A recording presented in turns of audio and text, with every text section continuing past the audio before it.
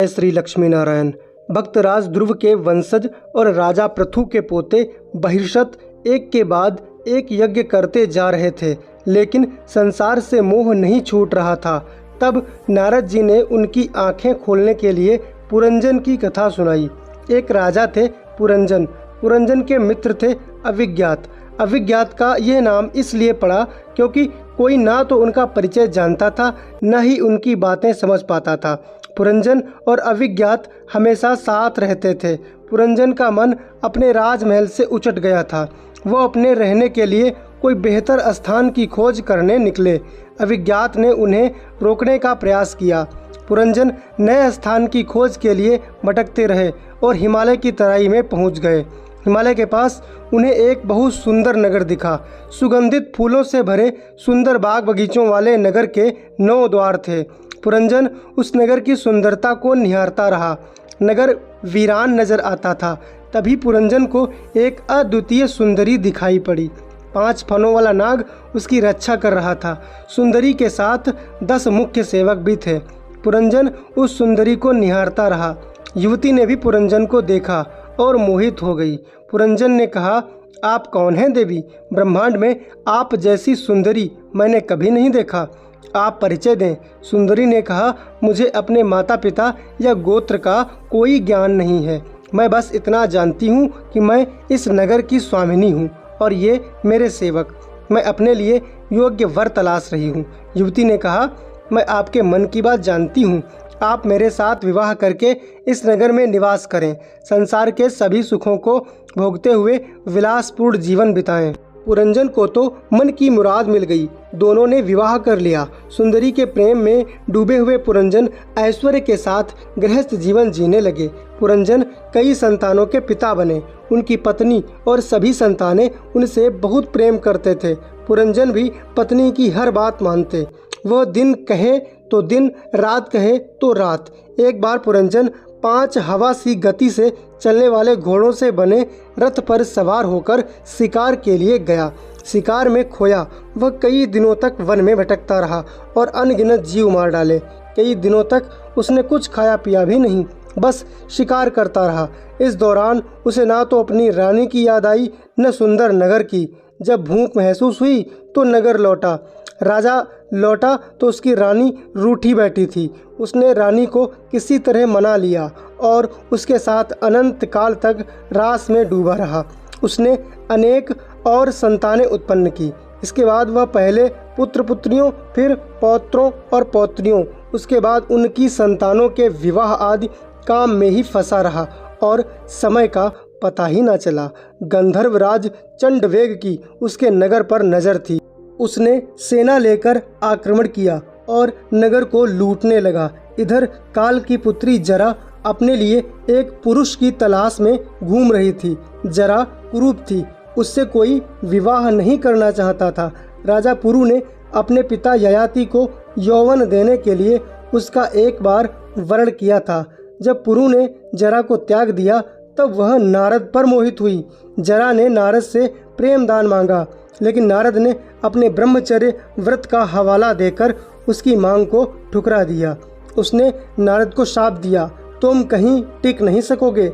जरा ने अपनी कामेच्छा की पूर्ति के लिए कैसे अपने 2 भाइयों भय और प्रज्वर की सहायता से इच्छित पुरुषों को बल से प्राप्त करना शुरू किया और पुरंजन की क्या गति की, ये हम आगे कहानी में जानेंगे।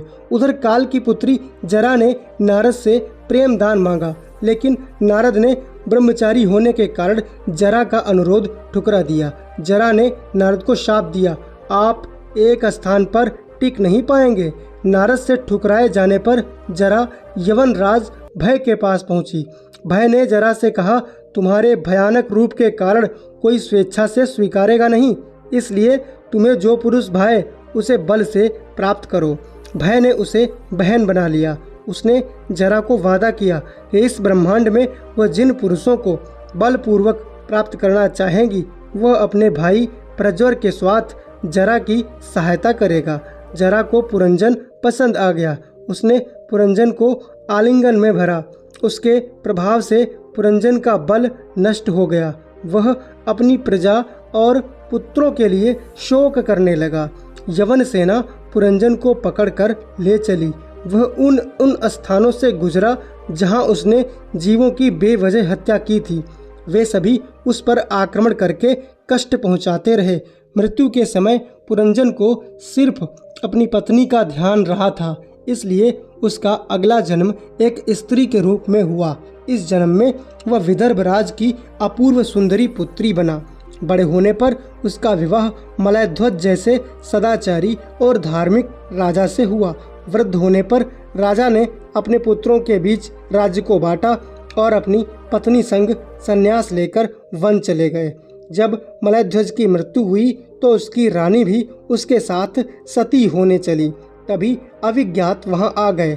उसने रानी को बताया, मैं तुम्हारा पुराना मित्र और शुभ चिंतक अविज्ञात हूँ। हम दोनों मानसरोवर के हंस थे और साथ साथ सहस्त्रों वर्ष रहे। तुम्हारे मन में विषय भोग की इच्छा पैदा हुई और तुम मेरा त्याग करके पृथ्वी पर चली आई। अविज्ञात ने उसे ज्ञान दिया, तुम ना तो विदर्भ कुमारी हो न पुरंजन।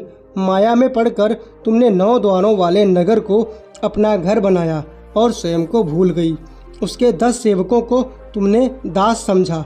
जिन 10 सिरों को तुम दास मानकर खुद को भूल गई, वे 5 कामेंद्रियां और 5 ज्ञानेंद्रियां थीं। जिस पत्नी के इशारे पर नाचते अच्छे बुरे का फर्क करने की जरूरत नहीं समझी, वो मन था। 5 सिरों वाले नाग 5 इंद्रिय विषय थे, जो नगर रूपी तुम्हारे शरीर की रक्षा करते रहे। तुम्हारे शरीर में 9 द्वार हैं। तुम्हारी 360 सेविकाएं दिन और रात थे, जिनसे वर्षों तक लड़ने के बाद इंद्रियां हार गईं। जरा यानी बुढ़ापे ने तुम्हें जब बाहों में जकड़ा तब इंद्रियां हार गईं। प्रज्वर यानी सभी तरह के रोगों ने तुम्हें चंगुल में ले लिया और भयभीत किया। शरीर और मन के जाल में फंसे तुम दोबारा मन के ही रूप में जन्मे और आज तक स्वयं को वही मन ही समझ रहे हो। इस मन से मोह को अलग करो। फिर से मुझ अविज्ञात, जो विधाता के रूप में जीवों का मित्र है लेकिन उसे कोई पहचान नहीं पाता, मेरे संग चलो। मुझसे मिलने के बाद तुम्हारे भटकाव का अंत हुआ। नारद जी ने राजा बहिष्यत को इस कथा का सार समझाया और उन्हें मोह का त्याग कर अविज्ञात रूपी ईश्वर में खो जाने को कहा। राजा को ज्ञान हुआ। उसने सारे कर्म कांड त्याग दिए और ईश्वर की खोज को अपना लक्ष्य बनाकर यज्ञ के स्थान पर तप के कार्य में जुट गया। हरे कृष्ण।